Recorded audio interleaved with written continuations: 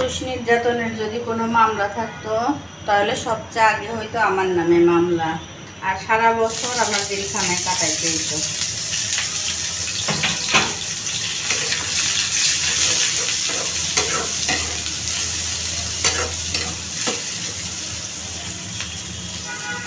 অল্প একটু চিংড়ি মাছ রান্না করব। ব্যাচেলার ভাই যারা আছেন তারা একটু দেখবেন, তাদের জন্য সুবিধার রান্না। আমি সবসময় সুবিধা মতো রান্না করি। আমি হচ্ছে সুবিধাবাদী একজন মানুষ। স্বামীকে যা খাওয়াই সে তাই খায়, সেও সুবিধাবাদী মানুষ। রান্না হলেই হয়েছে, আর আমিও রান্না করেই যেভাবে পারি সেভাবেই করি। তো আমার রান্না ব্যাচেলার ভাইদের জন্য সবচেয়ে বেশি, যদিও আমি ব্যাচেলার না, তারপরেও আমি সাধারণভাবে রান্না করি, কারণ আমার রান্না বাড়ার ঝামেলা এত ভালো লাগে না। আমি নির্ভেজাল মানুষ। তাড়াহুড়া করে রান্নাঘরে আসি, তাড়াহুড়া করে রান্নাঘর থেকে চলে যাই। আমার রান্নাঘরে এত ভালো লাগে না।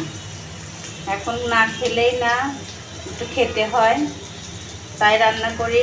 মাশাআল্লাহ আমার স্বামীটাও অনেক ভালো, যা রান্না করে দেয় তাই খায়। সে কখনো কোনো বিষয় নিয়ে অভিযোগ করে না।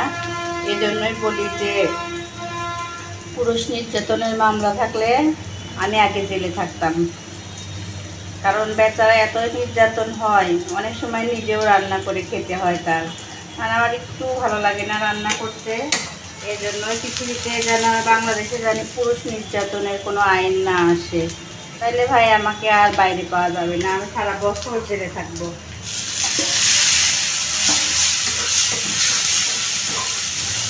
যে মশলা দিয়ে দিলাম সুন্দর মতো চিংড়ি মাছ। এবার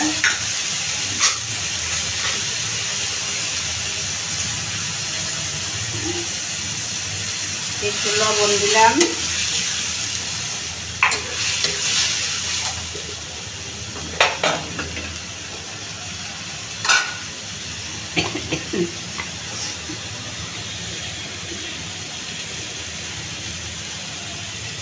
একটু হলুদ,